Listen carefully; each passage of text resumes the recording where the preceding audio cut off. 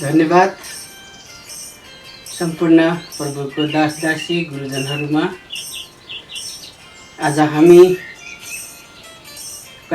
हामी जुम मार्फत पनि आज सङ्गतिमा जुट्न सकेका छौँ र सम्पूर्ण यहाँ हुने हाम्रो प्रभुको दास दासी गुरुजनहरूमा सम्पूर्णमा प्रभु येशू ख्रीष्टको नाउँमा सबैलाई फेरि पनि जय मसीह। हुन्छ, आउनुहोस् हामी वचनको गहिराइतिर जानेछौँ र आज म हाम्रो माझमा परमेश्वरको जीवित वचन खोल्न गइरहेको छु र वचनको शीर्षक छ परमेश्वरको आज्ञालाई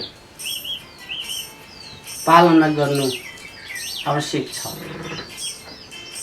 भन्ने शीर्षकलाई म हाम्रो माझमा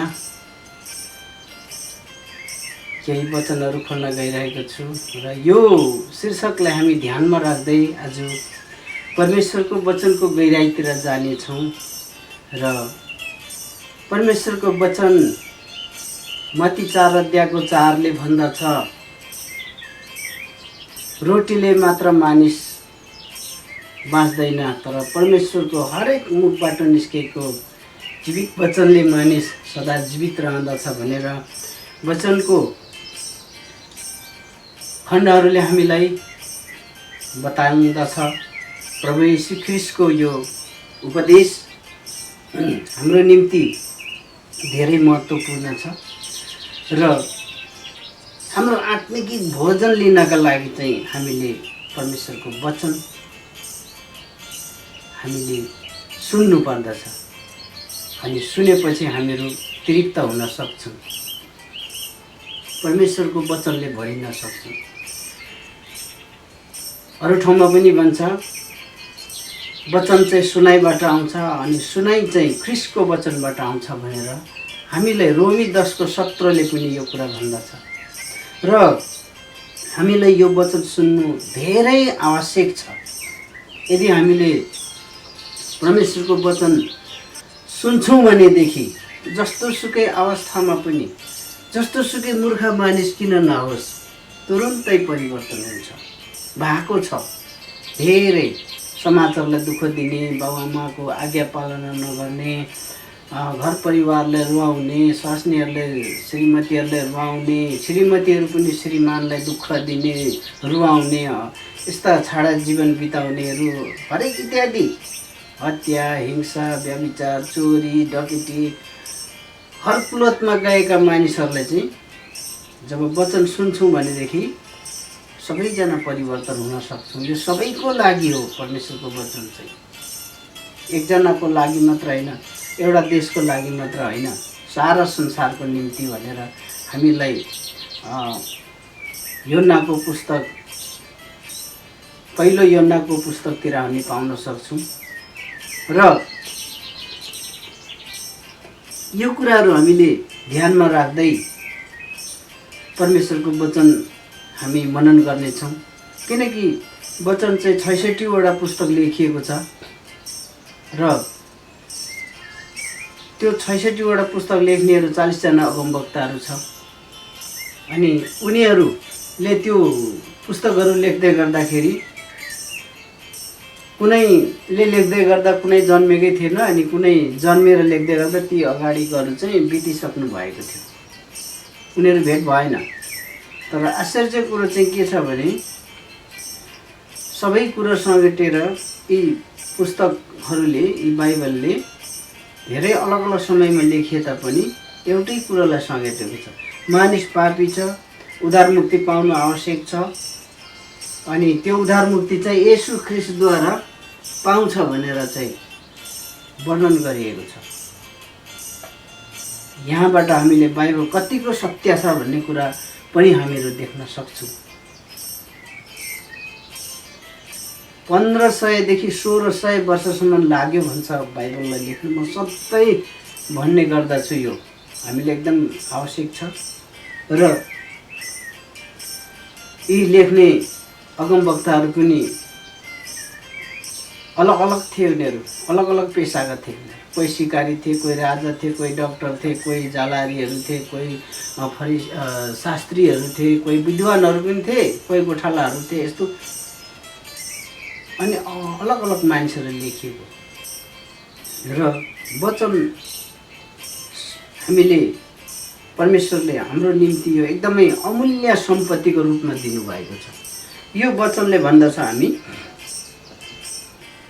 वचन चाहिँ हामीलाई पहिलो पत्रुसको 1 अध्यायको 21 पदमा हामीलाई बताउँदछ कि परमेश्वरको प्रेरणाबाट लेखिएको भनेर हामीलाई यो वचनले हामीलाई बताउँदछ। वचन चाहिँ मानिसको आइडियाद्वारा, कुनै मानिसको ज्ञानद्वारा होइन, तर परमेश्वरको प्रेरणाबाट लेखिएको पवित्र आत्माद्वारा भनेर हामीलाई वर्णन गर्दछ। दोस्रो पत्रुस 1 अध्यायको 21 पदमा रहेछ र दोस्रो तिमोथी 3 अध्यायको 16 देखि 17ले पनि भन्दछ मानिसलाई यो वचन चाहिँ अर्थी दिनलाई, सिकाउनलाई र सच्याउनलाई, धार्मिकतामा तालिम दिनलाई चाहिँ लाभदायी हुन्छ भनेर हामीलाई यो वचनले भन्दछ। सच्याउनलाई, किनकि मानिसहरू चाहिँ त्यो हवा र अदामले अज्ञानताको फल खाएको कारणले बिग्रेको छ, भत्किएको छ। ती मानिसहरूले सत्य कुरा के हो भन्ने कुरा जान्दैन। आफू शान्ति पाउनको लागि अरूलाई अशान्ति गर्छौँ हामी।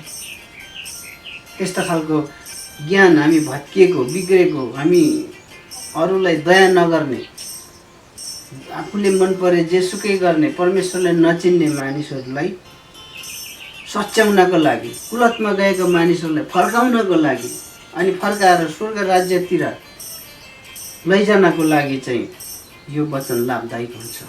यही कुरा भन्नुभएको, सच्याउनलाई, अर्थी दिनलाई उपयोगी छ, लाभदायक छ भन्छ।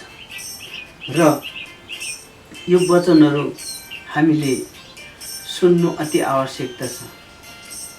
यी ठुला ठुला गुरु ज्ञानीहरू पनि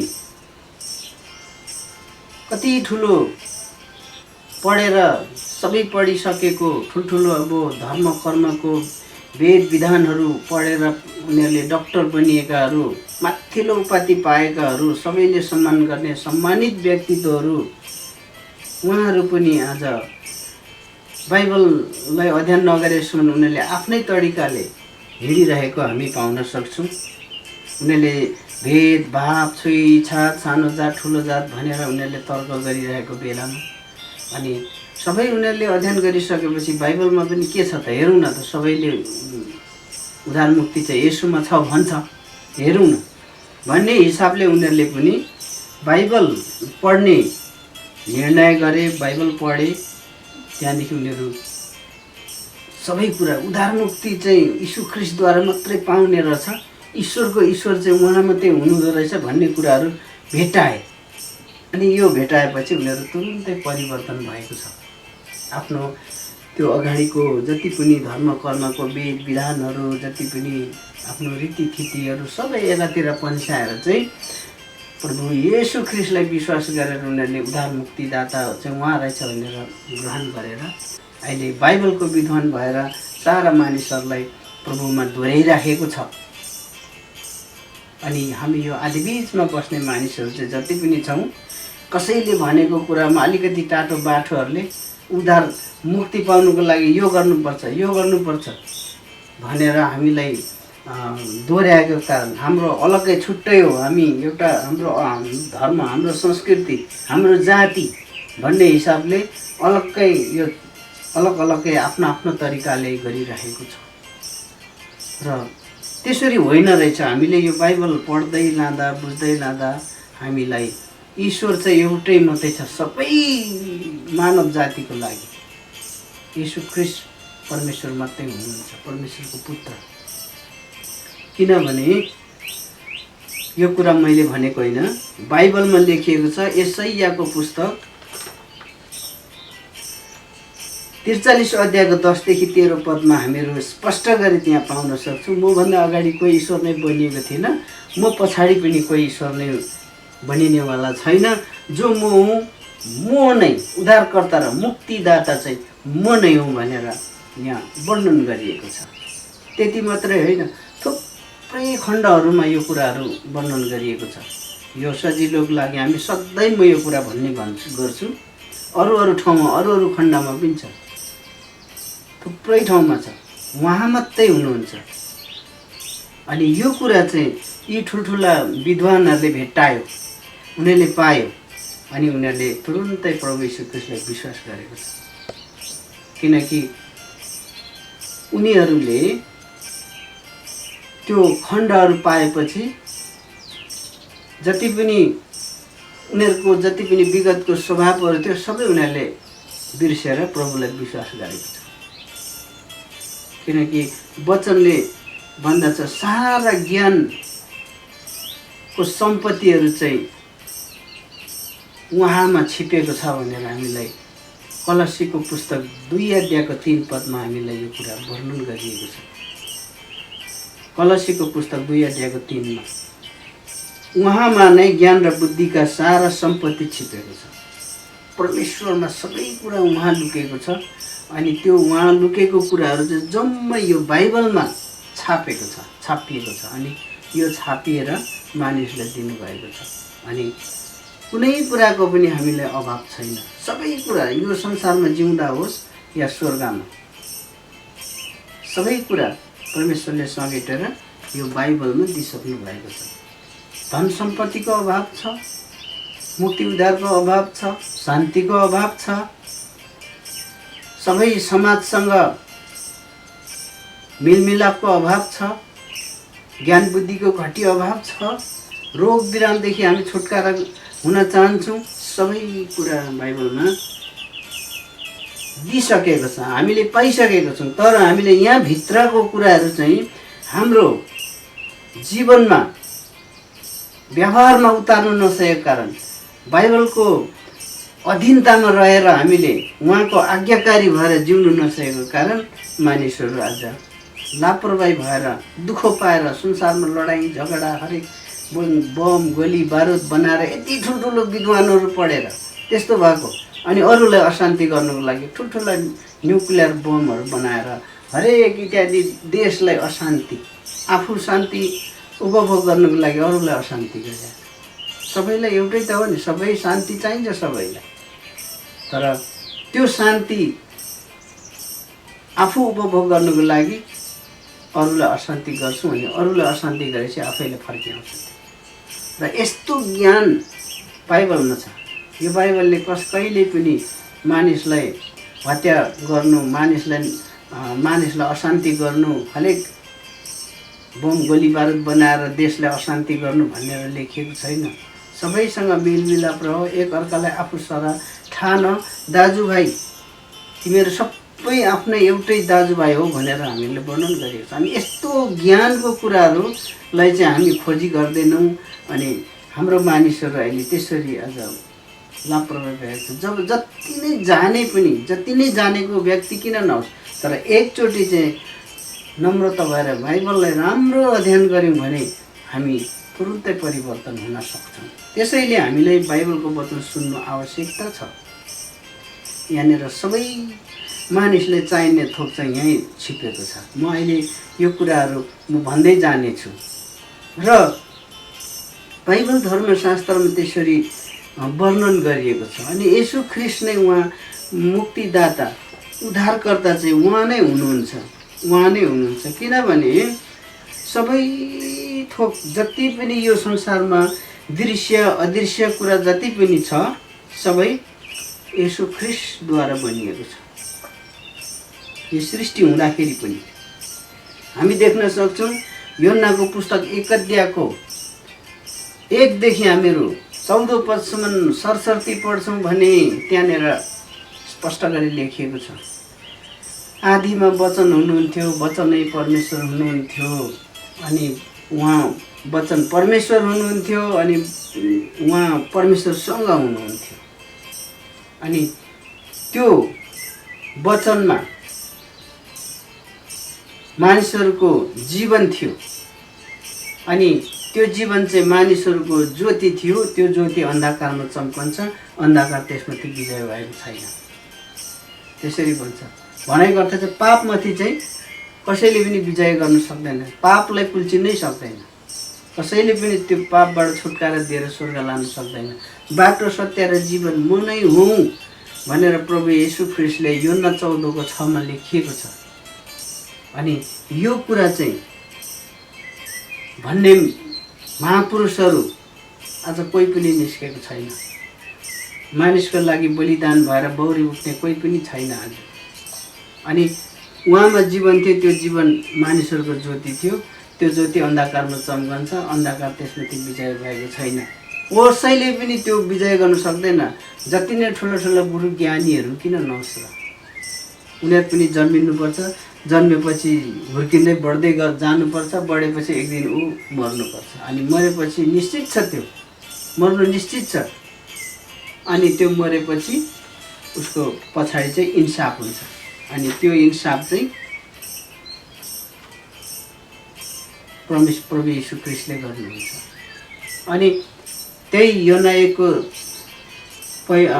1 अध्यायको 1 देखि तल 9 पदमा झरेर हामी पढ्छौँ भने त उहाँ त मानिसहरूलाई ज्ञान प्रदान गर्न आउनुभयो। आफ्नै मानिसहरूले उहाँलाई चिनेनन्। उहाँ त आफ्नै मानिसहरू कहाँ आउनुभयो, तर उहाँका आफ्नो मानिसहरूले ग्रहण गरेनन्।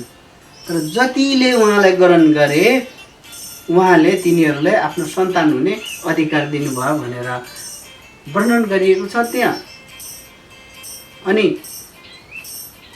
ती प्रभु येशू ख्रीष्टलाई ग्रहण गरिसकेपछि चाहिँ तिनीहरू चाहिँ रगतद्वारा होइन, शारीरिक इच्छाद्वारा पनि होइन, मान्छेको कुनै इच्छाद्वारा होइन, तर परमेश्वरबाट जन्मिएको हुन्छ भनेर हामीलाई यहाँ वचनले बताएको छ। अनि उहाँ चाहिँ अनुग्रह र सत्यताले पूर्णता भएर चाहिँ मानिसको कोखमा गर्भमा देहधारी भयो। कन्या मरियमको गर्भमा देहधारी भएर चाहिँ मानव रूप लिएर चाहिँ मानिसमा आएको ऊ बिना बाबु पवित्र आत्माको शक्तिद्वारा। अब त्यसको इतिहास छुट्टै छ। त्यसरी उहाँ जन्मनु भयो अनि मानिसको पाप बोक्नको लागि उहाँ आउनुभयो भनेर हामीलाई वर्णन गरिएको छ। किनकि उहाँ त मानिसको मुक्तिदाता भएर आउनुभएको यो संसारमा, उद्धारकर्ता, मुक्तिदाता। सबै कुरा चाहिँ परमेश्वरले येशू ख्रीष्टलाई न्याय गर्ने अधिकार दिनुभएको छ, हामी देख्न सक्छौँ। यसै कारण परमेश्वरले अन्तिम इन्साफ गर्ने अधिकार येशू ख्रीष्टलाई दिनुभएको छ। योहन्ना 5:22 यो कुरा पाउँछ। हेर है, र प्रत्येक मानिस येशू ख्रीष्टको न्याय आसनको अगाडि खडा हुनुपर्छ। दोस्रो कोरिन्थी 5:10 पाउँछ यो। ख्रीष्टले गर्नुहुने इन्साफ बिना पक्षपात हुनेछ। यस संसारमा चाहिँ त्यस अन्तिम दिनको इन्साफ हुने छैन, तर ठिक र जस्ताको तस्तै हुनेछ, इन्साफ गरिनेछ। जसले यस संसारमा ख्रीष्टमा विश्वास गरेको छ त्यो उद्धार पाएर स्वर्ग जानेछ। जसले यस संसारमा ख्रीष्टमा विश्वास गरेको छैन त्यो दण्डको आज्ञा पाएर नरकमा पठाइनेछ। अन्तिम इन्साफ गरिसकेपछि कुनै अपिल उजुर आपत्ति गर्ने त्यो समय नै पाउँदैन। त्यहाँनिर कुनै त्यो आपत्ति उजुर गर्ने ठाउँ नै हुँदैन। यही पार्थिव शरीर हुँदाखेरि हामीले उहाँलाई विश्वास गर्नु पर्यो। र यसै कारण उद्धार पाउनलाई मानिसले यसै जीवनमा येशू ख्रीष्टलाई विश्वास गर्नुपर्छ। त्यहाँभन्दा अरू कुनै पनि उपाय छैन भनेर हामी बुझ्न सक्छौँ, भन्न सक्छौँ। प्रेरितको पुस्तक 4:12 पनि यो कुराहरू हामी पाउन सक्छौँ। र अघि मैले भन्दै थिएँ मानिस मर्नु निश्चित छ। यहाँ छ मानिस मर्नु निश्चित छ, त्यसपछि इन्साफ हुन्छ अरे आमा र बाबुबाट जन्मेको मानिसको। हिब्रू 9:27 यो कुरा बताउँदछ। यो ख्याल ठट्टा होइन, बाइबल चाहिँ किनकि बाइबलमा यसरी लेखिएको छ, मर्कुसको पुस्तक 9 अध्यायको 48 देखि 49ले भन्दछ, नरकमा त न आगो नै निप्दछ, न त किरा नै मर्दछ, प्रत्येकलाई आगोले नै नुनिलो पार्दछ, आगोले नै सताउँदछ, आगोले नै नष्ट गर्दछ। त्यहाँनिर मरिजाने पनि होइन, त्यहाँ तडपिरहनु पर्ने अनन्तसम्म, एकछिनलाई होइन, त्यस्तो ठाउँ छ। त्यो ठाउँमा बाटो जोगिनुको लागि चाहिँ हामी प्रभु यीशु ख्रीष्टलाई विश्वास गर्नुपर्छ, नभएदेखि हामीले त्यस्तो नरकको दण्डमा हामी पर्दैछौँ। यही कुरादेखि छुट्याउनका लागि प्रभु यीशु ख्रीष्टलाई यो संसारमा बलिदान हुन पठाउनु भयो। उहाँ क्रुसमा मर्नुभयो, सबैले थाहा छ यो कुरा। र फेरि प्रभु येशू भन्नुहुन्छ मत्ती 25 अध्यायको 41मा, उहाँलाई विश्वास गर्नेहरू चाहिँ अनन्तको आगोमा जाऊ भनेर पठाइदिनुहुन्छ अरे।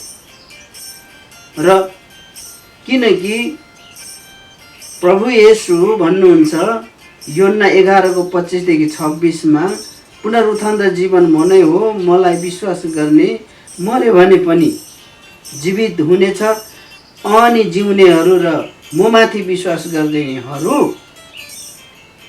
प्रत्येक कहिले मर्ने छैन।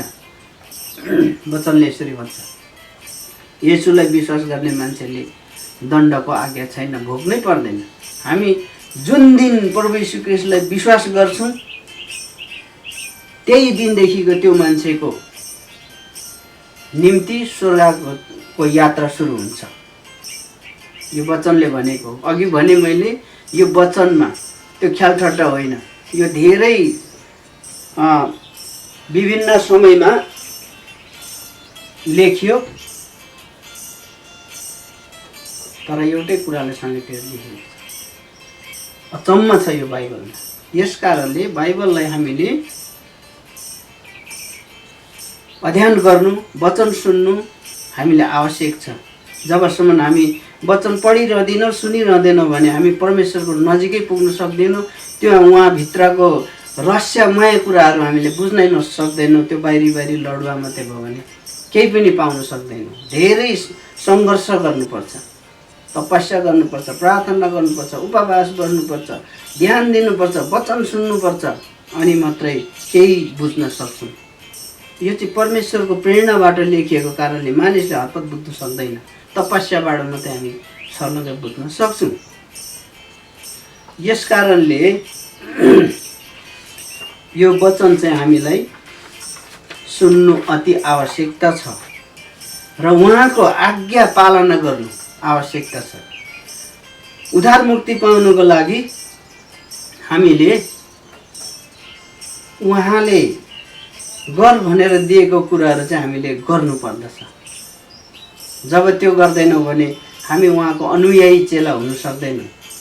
उहाँको आज्ञाकारी, आज मेरो शीर्षक पनि त्यो थियो, उहाँको आज्ञा पालना गर्नु आवश्यक छ। र किनकि हामीहरू परमेश्वरले बाइबल दुई तरेली गरेर लेखेर दिनुभएको छ। यो 66वटा पुस्तक मैले अघि भन्दै थिएँ, यो चाहिँ दुई तरेली गरेर लेखेर दिनुभएको छ, लेखिएको छ 40 जना अगमवक्ताद्वारा। पुरानो करार अनि नयाँ करार भन्छ। येशू ख्रीष्ट भन्दा अगाडि अनि येशू ख्रीष्ट जन्मिसकेपछि, येशू ख्रीष्ट स्वर्ग आरोहण भइसकेपछि, मरेर बौरी उठेर स्वर्ग गइसके पछाडि लेखिएको चाहिँ नयाँ करार हुन्छ। त्यो चाहिँ जे होस्, येशू ख्रीष्ट जन्मिकन लेखिएको चाहिँ नयाँ करार हो। दुई तरेली भएर लेख्छ।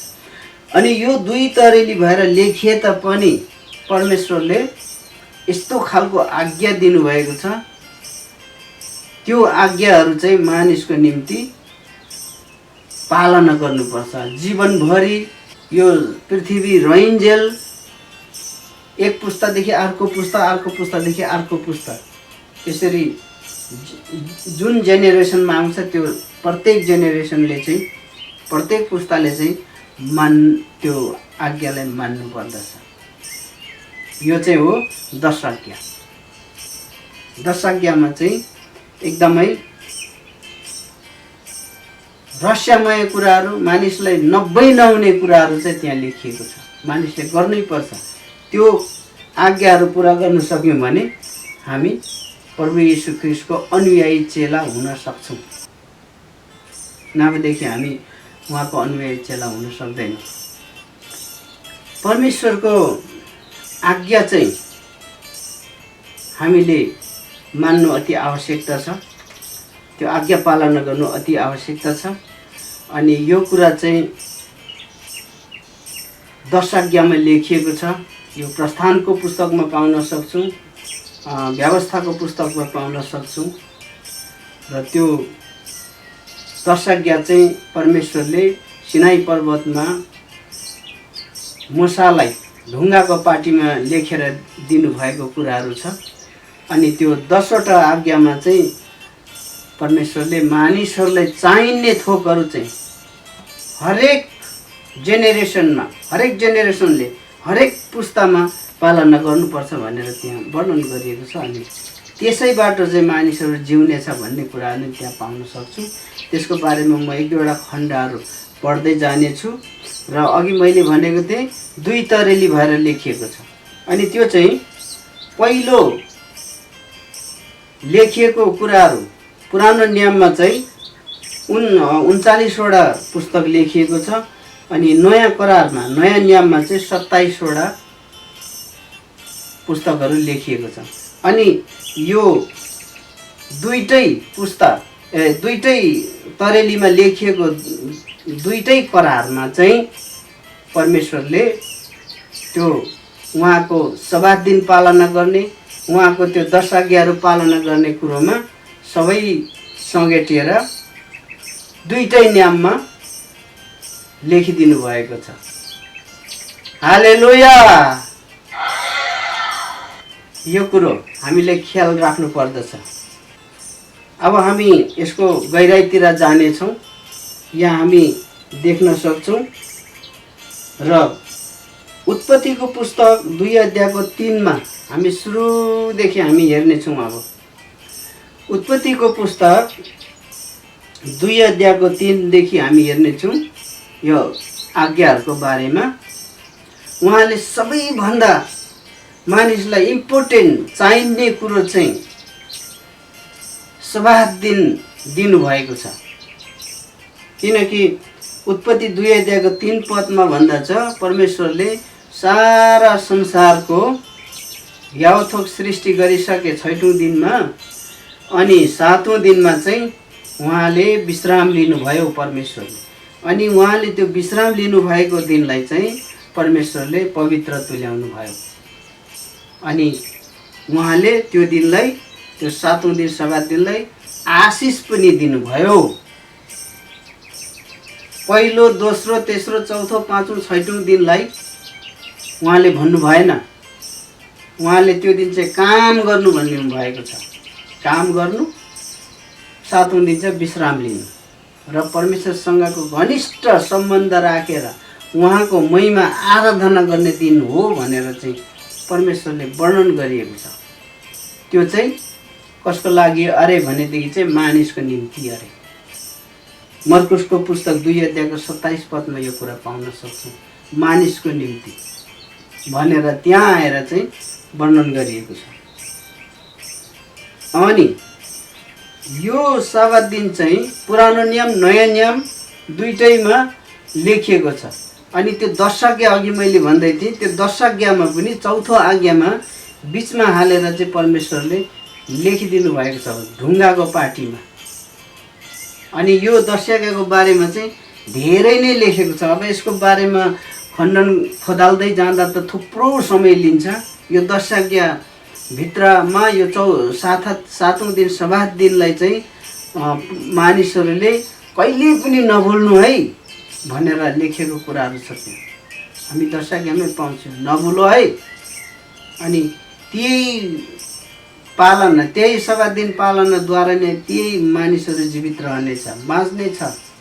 तिमीहरूले मेरो सब्बात पवित्र मान। अनि त्यो सब्बात दिन चाहिँ कुनै छोराले छोरीले कमारा कमारीले गोरु गधा गाई वस्तु पशु प्राणीलाई पनि हामीले काममा लाउनु हुँदैन। त्यो दिन चाहिँ उहाँको आराधना दिने दिन हो भनेर वर्णन गरिएको छ। अनि अब हामीले उहाँको यो आज्ञाहरू कसरी पालना गर्दैछौँ? यो कुरो त पुरानो नियममा हो, त्यो त हामीले पालना गर्नु पर्दैन भन्ने कुरा आउँदैन। त्यहाँ पुरानो नियममा मात्रै थियो भने त हामी त्यो नयाँ नियममा सभा दिनको कुरै निकाल्नु पर्ने थिएन। हामीले बाइबल अध्ययन गर्दै जाँदा मेरो अग्रज मेरो गुरुजनहरूले मलाई तालिम दियो, ट्रेनिङ दिएर सिकाएको कुरोलाई मैले अनुभव गरेर अनि त्यो कुरोलाई चाहिँ बाइबलमा मैले अध्ययन गर्दाखेरि यो कुरा सत्य हो रहेछ। तर त्यो बाहिर बाहिर पढ्दै छोड्यौँ भने चाहिँ हामीले पाउन सक्दैन। मैले आज भनौँ 13 वर्ष भयो मैले यो बाइबललाई अध्ययन गरेको र प्रत्येक दिनमा म 1-2 घन्टा बाइबलमा समय बिताउने गर्छु। पहिला पहिला त अझै दिनभरि पनि पढ्थेँ। तर यो सब्बात दिन सबैभन्दा महत्त्वपूर्ण कुरा एउटा सम्पत्तिको रूपमा जीवन मुक्ति उद्धारको निम्ति परमेश्वरले सब्बात दिन ठहराइदिनु भएको छ। यो कुरा हामीहरू देख्न सक्छौँ। जसले त्यो सब्बात दिनलाई नि पालना गर्छ नि, यति त्यो मामुली कुरो ख्यालठट्टा कुरो छैन है। यो कुरा चाहिँ यहाँ हामी बाइबलमा हामी पढ्न सक्छौँ। यो सब्बात दिन पालना गर्यो भने मानिसको जीवनमा के कुरा चाहिँ फाइदा हुँदो रहेछ त मानिसमा भन्ने कुराहरू हामी देख्न सक्छौँ। मानिसको जीवनमा के फाइदा रहेछ त? सब्बात दिन पालना गर्यो भने कस्तो खालको आशिष आउँदो रहेछ मानिसको जीवनमा भन्ने कुराहरू परमेश्वरले स्पष्ट गरेर दिएको छ। तर मानिसहरूले त्यो खेलाँची मानेको कारणले अहिलेको धन सम्पत्ति, टिभी, कम्प्युटरहरू हरेक इत्यादि यो टेक्नोलोजीतिर मानिसहरूको ध्यान गएको कारणले अहिलेलाई हामीले प्रशस्त छ नि, तर भोलिको दिन के हुँदैछ भन्ने कुरा मानिसलाई थाहा छैन। यस्ता कुरा हुन्छ है भनेको छ वचन। अनि अहिले धन सम्पत्तितिर, मोज मस्तीतिर, रमाइलोतिर मानिसहरू आज त्यसरी होमिएर गइरहेको छ। तर उहाँको सब्बात दिनहरू पालना गर्यो भने कस्तो खालको आशिष आउँछ भन्ने कुरा हामी हेर्नेछौँ। लेवीको पुस्तक 26 अध्यायको 2 पददेखि म सरस्वती पढ्नेछु है। सबैले यो ध्यान दिएर सुन्नु होला। एकदमै एकछिन चाहिँ तपाईहरूले सबै जतिजना यहाँ आज उपस्थित हुनुभएको छ, कतिपय हामी जुममा पनि छौँ र सबैले नै ध्यान दिनुहोस्। एकछिन सबै बिर्सिदिनुहोस् पहिलाको कुराहरू। भरै गर्दा हुन्छ ती कुराहरू, हामीले घरका कुराहरू सबै ध्यान दिएर सुन्नुहोस्। यहाँ हामीलाई यस्तो खालको आशिष दिनुभएको छ। हेर्नुहोस् है, तिमीहरूले 2 पददेखि पढ्दैछु। लेवी 26 अध्यायको 2 पददेखि। तिमीहरूले मेरो सब्बात पालना गर र मेरो पवित्र स्थानको आदर गर। म परमप्रभु हुँ। मेरा नियम अनुसार चलेर मेरा आज्ञाहरू तिमीहरूले पालना गर्यौ भने म ठिक समयमा झरी पठाउने छु र जमिनले उब्जनी दिनेछ र खेतबारीका रुखहरूमा फलफुल लाग्नेछ। दाग बटुल्ने समयसम्म तिमीहरूले दाइँ गर्नेछौ र रोपाइँको समयसम्म दाग बटुल्नेछौ। तिमीहरूलाई खानु पिउनु दुःख हुने छैन र देशमा तिमीहरूलाई निर्धक्क हुनेछौ। म देशमा शान्ति दिनेछु। तिमीहरू ढल्केर निदाउनेछौ र तिमीहरूलाई कसैले तर्साउने छैन। म देशबाट हिंसक वस्तुहरू हटाइदिनेछु अनि तिमीहरूको देशमा लडाइँ हुने छैन। तिमीहरूले आफ्ना शत्रुहरूलाई खेदेर तरवारले सोतर पार्नेछौ। तिमीहरूका 5 जनाले 100 जनालाई र 100 जनाले 10,000 जनालाई खेद्ने छन्। तिमीहरूका शत्रुहरू तिमीहरूका तरवारले सोत्तर हुनेछ। म तिमीहरूमाथि निगाह राख्नेछु र तिमीहरूलाई फल्दो फुल्दो बनाएर तिमीहरूको वृद्धि गर्नेछु र मेरो करार तिमीहरूमाथि स्थिर गर्नेछु। तिमीहरूले सञ्चय गरेर राखेको पुरानै फसलको अन्न खाँदा खाँदै पनि नयाँ फसलको लागि ठाउँ मिलाउन पुरानो अन्न चाहिँ हटाउनु पर्नेछ।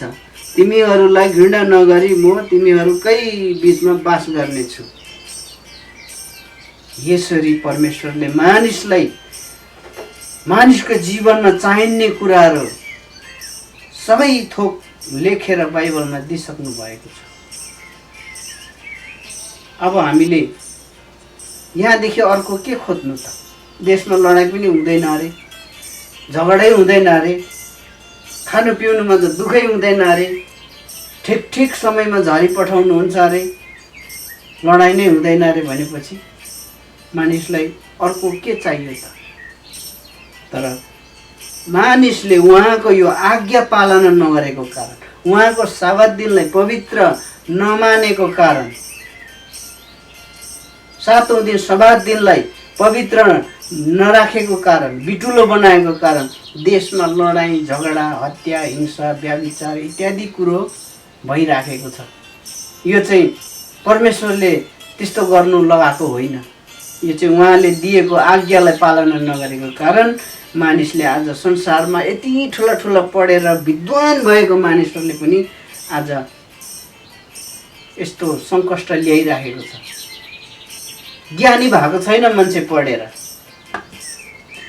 हरेक ज्ञानी भएको भएदेखि किन एउटालाई अर्को देशलाई मार्नुको लागि एउटा अर्को देशले यस्तो हतियार बनाउँछ? र यो बाइबलमा अघि पनि भने मानिसलाई चाहिने थोक यहाँ छिपेको छ, लुकेको छ। कलसीको पुस्तक 2:3 अध्यायमा 3 पदमा मैले भन्दै थिएँ, सारा बुद्धि र ज्ञानको सम्पत्ति चाहिँ यहाँ छिपेको छ। र यसै कारण हामीले यो कुरालाई आज्ञाकारी भएर हामीले उहाँको सबात दिनलाई पवित्र राख्नु आवश्यक छ। किनभने सबात दिन चाहिँ परमेश्वरले मानिसहरूलाई उहाँको र मानिसहरूको बिचको एउटा चिन्ह, एउटा छाप भनेर चाहिँ हामीलाई वर्णन गरिएको छ, लेखेर दिनुभएको छ। यशायाको पुस्तक, इजिकियलको पुस्तक माफ गर्नुहोला 20 अध्यायको 12 देखि 20 मा यो कुरा लेखेको छ। मानिस र परमेश्वरको बिचको चाहिँ यो सबात दिन चाहिँ चिन्ह अरे, छाप अरे। भनेको अर्थ चाहिँ यो 666 चाहिँ शैतानको छाप भयो भने अब परमेश्वरको छाप चाहिँ सबात दिन, सातौं दिन सबात दिन उहाँले पवित्र तुल्याएर दिनुभएको, उहाँले आशिष गरेर दिनुभएको, त्यो पहिलो दोस्रो तेस्रो दिनलाई होइन, सातौं दिन सबातलाई। अनि त्यो सातौं दिनलाई सबात दिनलाई चाहिँ हामीले उहाँको आराधना सङ्गति घनिष्ठ उहाँसँगको सम्बन्ध राखेर उहाँलाई आराधना दिउँ भने चाहिँ सबै दिनलाई नै त्यो सातौं दिन हामीले गरेको आराधनाले सबैलाई पुग्छ। त्यो छैटौं दिनदेखि 1 देखि छैटौं दिनसम्मलाई मात्रै नभएर सारा संसारमा जति पनि यावत थोक बनिएको थियो, सृष्टि गरिएको थियो, अघि मैले भन्दै थिएँ प्रभु येशू ख्रिस्टद्वारा बनियो सारा संसार। योना 1 देखि पढ्यौँ भने हामी त्यहाँ पाउँछौँ। र जति पनि बनिएको कुरोलाई चाहिँ मानिसलाई अधिकार गर्न जिम्मा दिनुभएको थियो। हामी उत्पत्तिको 1 अध्यायको 26, 27, 28 पदतिर हामी हेर्छौँ भने हामी देख्न सक्छौँ। र त्यो जति पनि भएको यावत थोकलाई चाहिँ सातौं दिन सबात दिनलाई चाहिँ पवित्र मानेर हामीले जब परमेश्वरलाई आराधना गर्छौँ, प्रार्थना गर्छौँ, त्यो सबै संसारको यावत थोकमाथि त्यो आशिष पर्दछ। परमेश्वरले त संसारलाई त स्वर्ग जस्तै बनाउनु भएको हो नि। मानिसले पाप गरेको कारण, हवा र अदमले त्यो अज्ञानताको फल खाएको कारण, त्यहाँदेखिको त्यो हाम्रो वंशावली पाप भएर आएपछि मानिस त नरकतिर जाने भयो, तर सारा संसारको यावत थोकमा पनि चकनाचुर भएको थियो, भात्ताभुङ भएको थियो, एकअर्कामा अरिष्ट गर्ने कुरा, एकअर्काको रगत खाने, एकअर्काको मासु खाने, एकअर्कालाई हत्या हिंसा गर्ने मानिस पनि त्यस्तै भयो। पशु प्राणी झार जङ्गललाई भल पहिरोले उडाउने, असिना पानीले कुट्ने, खडेरी लाग्ने, समुद्री आँधीहरू जाने, भूकम्प जाने, यस्ता सुनामीहरू आउने, समुद्रलाई पनि सञ्चले बस्नु दिँदैन, डाँडा भिर पहाडलाई पनि सञ्चले बस्नु दिँदैन। यो कुरा त मानिसले त्यो पाप गरेपछि भएको कुरो रहेछ। नभए त मानिसहरूले पनि मासु खाँदैन, बाइबलमा छ। पशु प्राणीले नि एकअर्कालाई अरिष्ट त्यो मासुै खाँदैन, उनीहरूले घाँस खान्छ, पराल खान्छ भनेको छ। हामी त्यो खण्डहरू अब निकालेर हामीलाई यहाँनिर वर्णन गरिरहनु, त्यसलाई भनिरहनु हाम्रो समय छैन। अलिकति म यहाँ भनेर हजुरहरूको माझमा राख्नेछु। यहाँनिर भनेको छ, ब्वाँसो चाहिँ थुमासित बस्नेछ र चितुवा पाठासित सुतेर बस्नेछ। सिंह र 1 वर्षे पशु एकैसाथ रहनेछ र एउटा सानो बालकले तिनीहरूलाई दोहोऱ्याउनेछ। गाई र भालु एकैसाथ चर्नेछ र तिनीहरूका बच्चाहरू एकैसाथ ढल्केर बस्नेछ र सिंहले गोरुले झैँ पराल खानेछ। भनाइको अर्थ चाहिँ सुकेको सोत्रहरू, परालहरू, घाँसहरू खाएर सिंह पनि बाँच्नेछ। मासु खानेछ भने न, यहाँ बाँच्नेछ। र दुधे बालकले र सिंहले गोरुले चाहिँ पराल खानेछ। दुधे बालकले गोमन सर्पको कुरको नजिक खेल्नेछ र भर्खर दुध छोडेको बालकले विषालु सर्पको दुलोमा हात हाल्नेछ। तिनीहरूले मेरा सबै पवित्र पर्वतमा न त केही हानि न नोक्सानी गर्नेछ, किनकि समुद्र पानीले भरिए झैँ पृथ्वी परमप्रभुको ज्ञानले भरिपूर्ण हुनेछ। यशाया 11 अध्यायको 6 र 9, यशाया 65 अध्यायको 25 मा 65 को 25 पदमा लेखिएको छ। यशाया 65 अध्याय र यसरी वर्णन गरिएको छ। हामी अरू ठाउँमा पनि देख्न सक्छौँ नि। त्यही उत्पत्तिको पुस्तक 1 अध्यायको 29 पदमा पनि हामीहरू देख्न सक्छौँ। फलमा नै बोट र बोटमा नै फल हुने वनस्पतिहरू दिनेछु, तिमीहरूको निम्ति त्यो आहार हुनेछ। त्यहाँनिर मासु मुङ्सा खानु भनेर त्यहाँनिर भने छैन। बाइबलमा त्यस्तो ज्ञान पाइन्छ। हामीहरू अध्ययन गहिराइमा डुब्यौँ भने वनस्पतिहरू खानेछ। हामी अदनको बगैँचामा पनि त देख्न सक्छौँ, त्यहाँ पनि त फलफुलहरू बनाएको छ, वनस्पतिहरू बनाएर दिएको छ, मिठो मिठो फल फल्नेहरू बनाएको छ। त्यो चाहिँ खानुहुन्छ। असल र खराबको ज्ञान दिने रुखको फल चाहिँ नखानु, त्यहाँ त्यो भनिएको छ। त्यहाँ मासु मङ्स खानु भनेको छैन कहीँ पनि। अरू ठाउँमा पनि पाउन सक्छौँ हामी, थुप्रै ठाउँमा छ। र त्यसरी परमेश्वरले आफ्नो 7 दिनहरू ठहराइदिनु भयो अनि उहाँले हामीलाई यो वर्णन गरिएको छ। अनि यहाँ इजेकियलको पुस्तकमा मैले भन्दै थिएँ, उहाँको छापहरू चिन्ह भनेर हामीलाई भनिएको छ भने यस्ता कुराहरू धेरै छन्। ती मूर्तिहरू नपुज्नु, कुनै प्रकारको आकृति त्यो मूर्तिहरू नबनाउनु भन्ने कुराहरू हामी पाउन सक्छौँ। प्रस्थानको पुस्तक 20 अध्यायको 8 देखि 11 मा पढ्यौँ भने यो कुराहरू हामी छर्लङ्गै पाउँछौँ। अनि प्रस्थानको पुस्तक 31 अध्यायको 12 देखि 18, यशाया 58 अध्यायको 13 देखि 14, यशाया 66 को 22 देखि 24, लेवीको पुस्तक 23 अध्यायको 1 देखि 3, लेवीकै पुस्तक 26 को 2 देखि 12, यो अघि हामीले पढ्यौँ। यो पुरानो नियममा यसो दिएको छ, उहाँको 7 दिनहरूको बारेमा, उहाँको आज्ञाको बारेमा, 10 आज्ञाको बारेमा। अब यो सबै खोलिरहनु हामीले समय छैन। र यो पुरानो नियममा भने अब नयाँ नियममा पनि हेर्नेछौँ। मत्तीको पुस्तक 28 अध्यायको 1, मर्कुसको पुस्तक 16 अध्यायको 1, लुकाको पुस्तक 24 अध्यायको 1, प्रेरितको पुस्तक 16 अध्यायको 13, प्रेरितकै पुस्तक 17 को 2, प्रेरितकै पुस्तक 18 को 4, हिब्रूको पुस्तक 4 को 9, लुकाको पुस्तक 4 को 16 मा पनि हामीले यो कुराहरू स्पष्ट गरी देख्न सक्छौँ। उहाँको आज्ञाहरू कसरी पालना गर्नुपर्छ, 7 दिन चाहिँ कुन हो त। अब कुन दिन हो त, कुन बार हो भन्ने कुराहरू पनि हामी यहाँनिरबाट हामी पत्तो लगाउन सक्छौँ। किनभने प्रभु येशू ख्रीष्ट यो पुरानो नियममा मात्रै त्यो सब्बात दिन पालना गर्नुपर्छ अनि नयाँ नियममा चाहिँ पर्दैन भन्ने कुरा आएन यहाँ। किनभने नयाँ नियममा पनि त लेखियो नि त यहाँ थुप्रो। प्रभु येशू ख्रीष्टले पनि पालना गर्नुभयो, उहाँको चेलाहरूले पनि पालना गर्नुभयो। प्रभु येशू ख्रीष्ट जब स्वर्गारोहण भए पश्चात पनि चेलाहरूले धेरै पालना गर्नुभयो यो कुराहरू, सब्बात दिनहरू। र हामी यहाँ देख्न सक्छौँ सब्बात दिन कुन बार हो त। अब 7औं दिन सब्बात दिनलाई चाहिँ परमेश्वरले पवित्र तुल्याउनु भयो र त्यो सब्बात दिन चाहिँ कुन दिन पर्छ त भनेर हामीले खोताल्दाखेरि खोजाडी गर्दाखेरि हामी पाउन सक्छौँ। सब्बात दिन चाहिँ 7औं दिन सब्बात दिन चाहिँ शनिबारको दिन पर्छ, आइतबार चाहिँ हप्ताको पहिलो दिन पर्छ भनेर हामी बाइबलमै हामीहरू पाउन सक्छौँ। यो विद्वानहरूले नि पत्तो लगाएको कुरा छ। किनभने मत्तीको पुस्तक 28 अध्यायको 1 देखि हामी 1 मा हेर्छौँ भने त्यहाँ येशू ख्रीष्ट जब